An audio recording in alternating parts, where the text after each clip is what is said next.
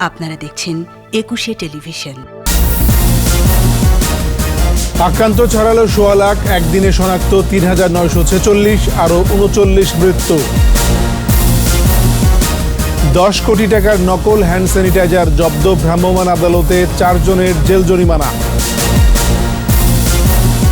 শহীদ জননী জাহানারা ইমামের ২৬তম মৃত্যুবার্ষিকী আজ, দেশপ্রেমের অনন্য প্রেরণা হিসেবে স্মরণ।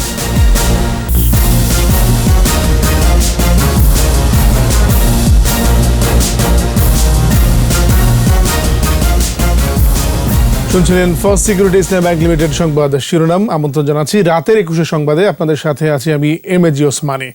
দর্শক, ২১শে টেলিভিশনের সংবাদ একই সাথে সরাসরি দেখতে পাবেন আমাদের ফেসবুক পেজ www.facebook.com/2124 অনলাইনে। সংক্রমণের ১১০তম দিনে আক্রান্তের সংখ্যা ১৬ লাখ ছাড়ালো। একদিনে শনাক্ত হলো ৩,৯৪৬, মারা গেছে ৩৯ জন। এ পর্যন্ত সুস্থ হয়ে উঠেছে ৫১,৪৯৫ জন, সুস্থতার হার ৪০.৬৭%। আকবর হোসেন সুমনের রিপোর্টে বিস্তারিত। সংক্রমণের এ পর্যায়ে কঠিন সময় পার করছে বাংলাদেশ। সপ্তাহ দুয়েক ধরেই আক্রান্তের ঊর্ধ্বগতি অব্যাহত আছে। নিয়মিত স্বাস্থ্য বুলেটিনে জানানো হয় ২৪ ঘণ্টায় নমুনা সংগ্রহ হয়েছে ১৭,৫৮৬টি। তবে আগের নমুনা যুক্ত করে পরীক্ষা হয়েছে ১৭,৯৯৯টি। এতে শনাক্ত হয়েছে প্রায় ৪,০০০। মৃত ৩৯ জনের মধ্যে ঢাকা ও চট্টগ্রাম বিভাগে ১০ জন করে, রাজশাহী ও খুলনা বিভাগে ৫ জন করে, বাকিরা অন্য বিভাগের। যা নমুনা পরীক্ষা হয়েছে তাতে শনাক্ত হয়েছে ৩,৯৪৬ জন এবং শনাক্তের হার ২১.৯২%।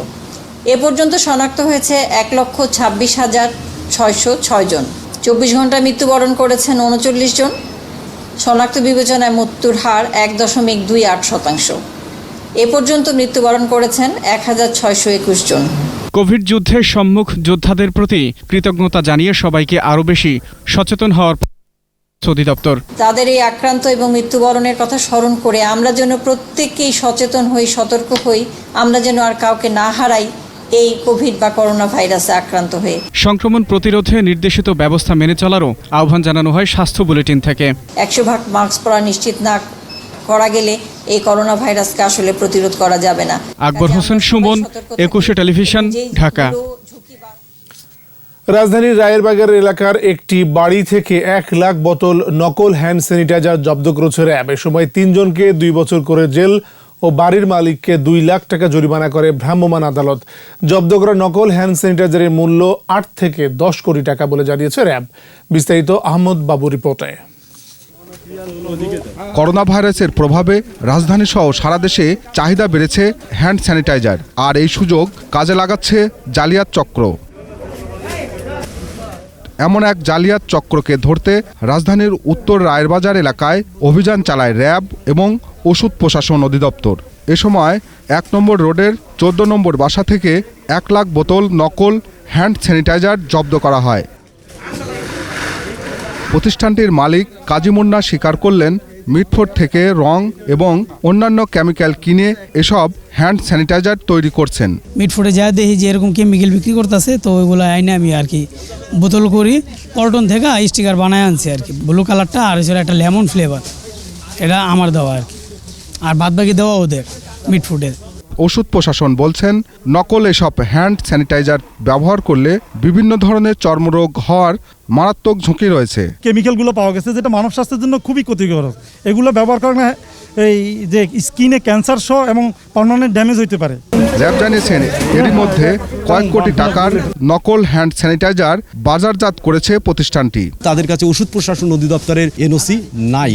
লক্ষাধিক ভেজাল হ্যান্ড জব্দ করেছি, সব মিলিয়ে যার মূল্য প্রায় ৮-১০ কোটি টাকা মতো হবে বলে ইনশিওর করেছেন।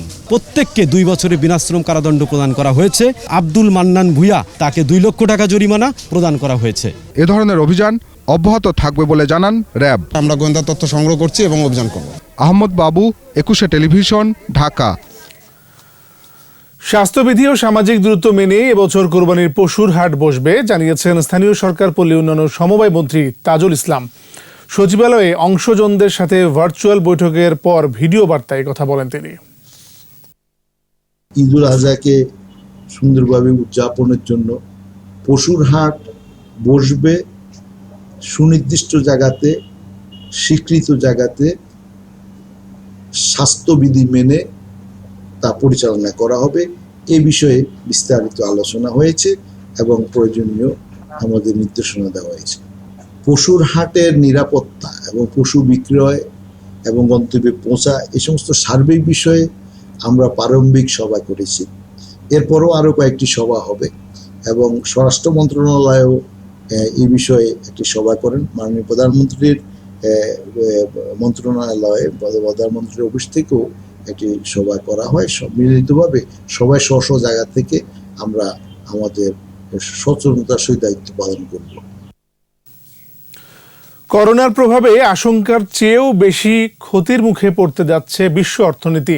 চলতি বছর বৈশ্বিক অর্থনীতি প্রায় 5% সংকুচিত হতে পারে বলে পূর্বাভাস দিয়েছে আন্তর্জাতিক মুদ্রা তহবিল IMF। World economic Outlook update প্রতিবেদনে সংস্থাটি জানায় এই ক্ষতির পরিমাণ হবে 12 ট্রিলিয়ন মার্কিন ডলার। উন্নত থেকে উন্নয়নশীল বিশ্বের সব অঞ্চলের অর্থনীতিতে এর প্রভাব পড়বে বলে প্রতিবেদনে উল্লেখ করা হয়। রিপোর্ট দলি মল্লিকের।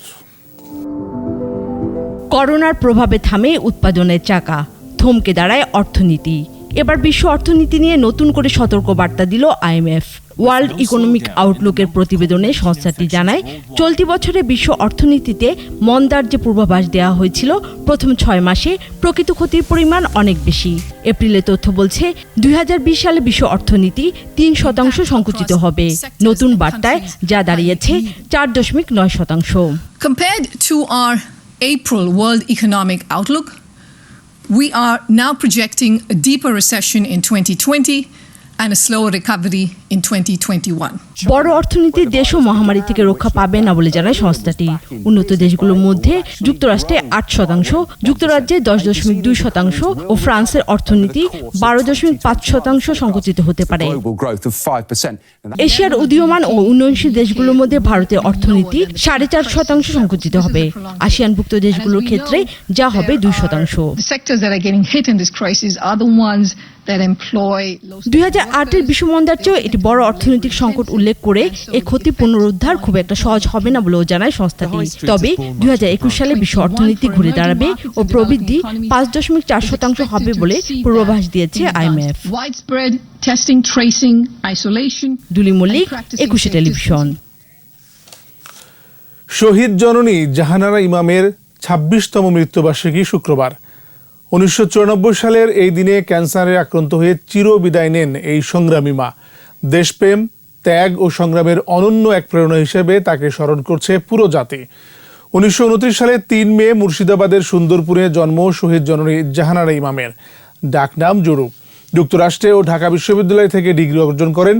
শিক্ষকতা পেশা হলেও মুক্তিযুদ্ধে শহীদ রুমির মা হিসেবেই পরিচিত তিনি। বিজয়ের পর সারা দেশের সব মুক্তিযোদ্ধার জননী হয়ে ওঠেন তিনি। তার নেতৃত্বে যুদ্ধাপরাধীদের বিচারের দাবিতে 1992 সালের 26 মার্চ ঢাকার সোহরাওয়ার্দী উদ্যানে বসে ঐতিহাসিক গণ আদালত। গড়ে ওঠে 71-এর ঘাতক দালাল নির্মূল কমিটি। তার লেখা 71-এর দিনগুলি মুক্তিযুদ্ধের অন্যতম দলিল।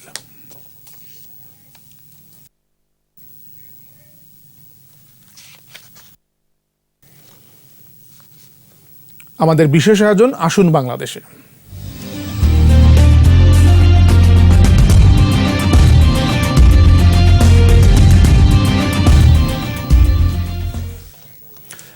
কঠিন নীতিমালার বেড়াজাল থেকে বেরিয়ে ব্যবসা করার সহজ সুযোগ সৃষ্টি করলে জাপানি বিনিয়োগ বাংলাদেশে আসবে বলে মনে করেন ব্যবসায়ীরা।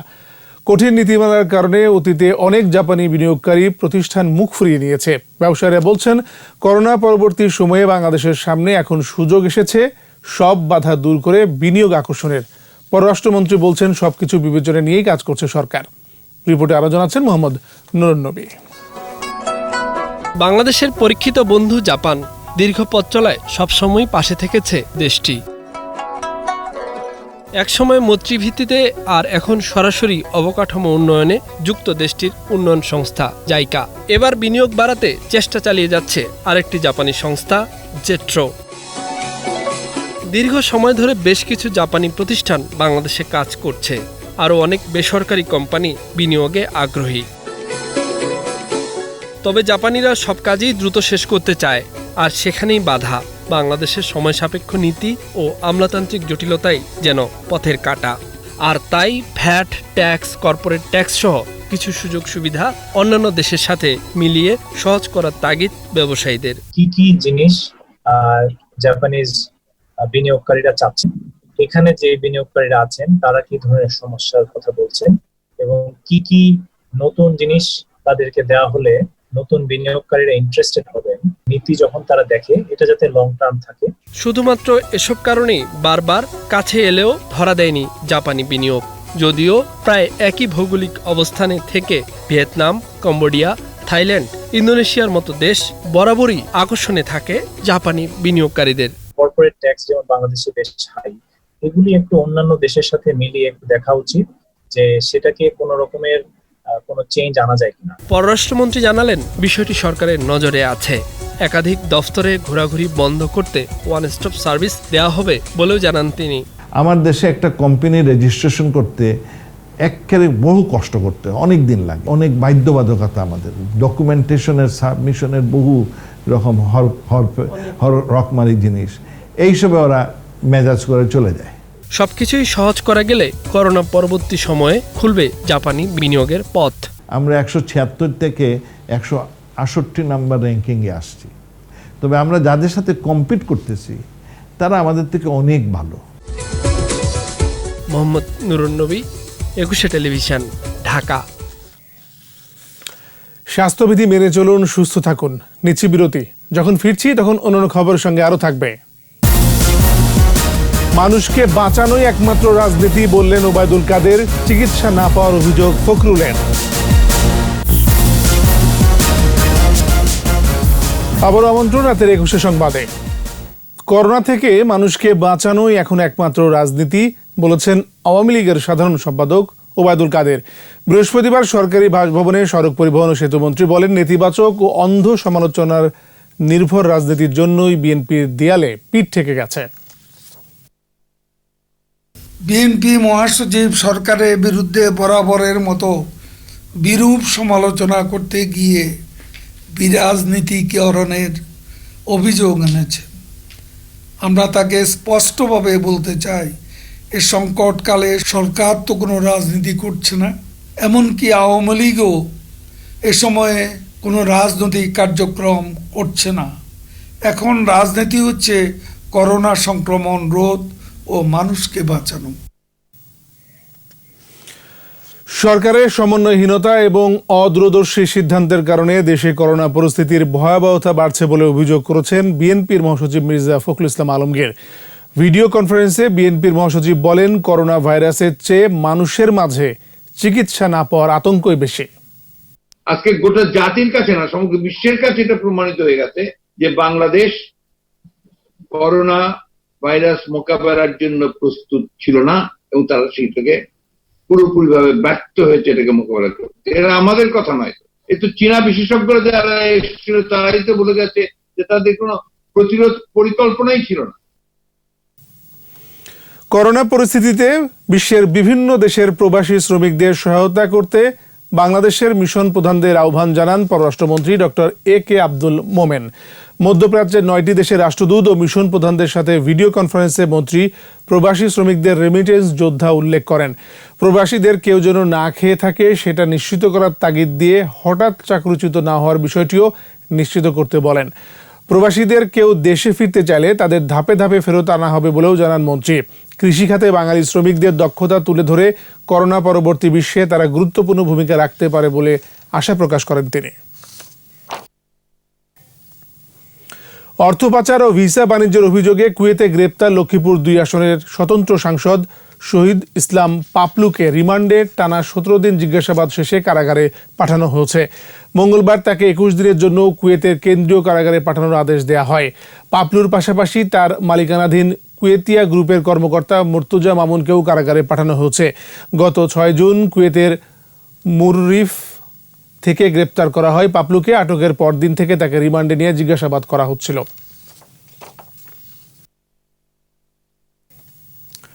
এবার আমাদের সাপ্তাহিক আয়োজন সোশ্যাল ইসলামী ব্যাংক লিমিটেডের সৌজন্যে কৃষি।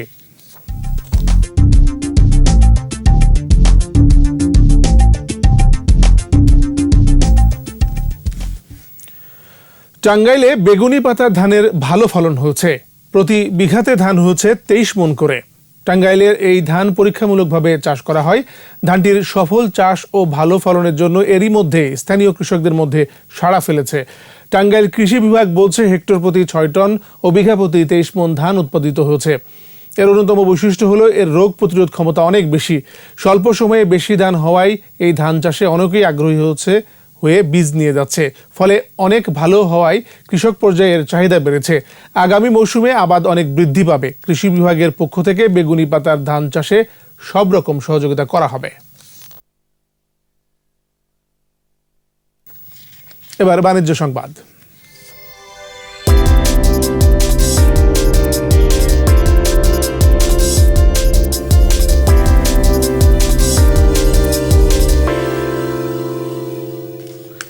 বিড়ি শিল্পের উপর শুল্ক বৃদ্ধির প্রতিবাদে জাতীয় রাজস্ব বোর্ড এনবিআর এর সামনে মানববন্ধন করেছে শ্রমিকরা। বাংলাদেশ বিড়ি শ্রমিক ফেডারেশন এই কর্মসূচি থেকে অভিযোগ করা হয়, প্রস্তাবিত বাজেটে প্রতি প্যাকেট সিগারেটের মূল্যের যেখানে 2 টাকা সেখানে বিড়ির করা হয়েছে 4 টাকা। বক্তারা শ্রমিকদের দুর্দশা দূর করা এবং তাদের কর্মরক্ষায় এই শুল্ক নীতি বাতিলের দাবি জানান। অন্যান্যের মধ্যে ফেডারেশন সভাপতি MK বাঙালি, কার্যকরী সভাপতি আমিন উদ্দিন ও সাধারণ সম্পাদক আব্দুর রহমান বক্তব্য রাখেন। পরে জাতীয় রাজস্ব বোর্ডের চেয়ারম্যানের কাছে স্মারকলিপি দেন শ্রমিকরা। আবারও নিচ্ছে বিরতি। স্বাস্থ্যবিধি মেনে চলুন, সুস্থ থাকুন। যখন ফিরছি তখন অন্যান্য খবরের সঙ্গে আরও থাকবে। লকডাউন শিথিলের পর ইউরোপে নতুন করে করোনার প্রাদুর্ভাব। বিশ্বে সপ্তাহে আক্রান্ত 10 লাখ।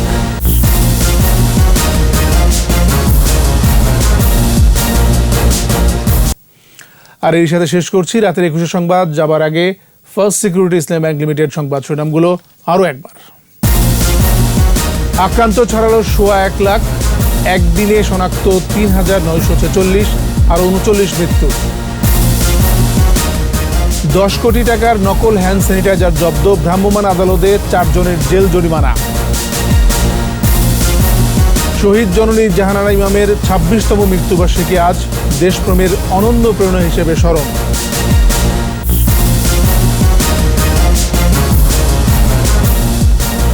সর্বশেষ খবর জানতে ডায়াল করুন 202 নম্বরে আর ভিজিট করুন ekushe.com ওয়েবসাইটে। এছাড়া ফেসবুকে ভিজিট করতে পারেন facebook.com/ekushe24 অনলাইনে। একুশের খবর দেখুন, একুশের সাথে থাকুন। স্বাস্থ্যবিধি মেনে চলুন, সুস্থ থাকুন।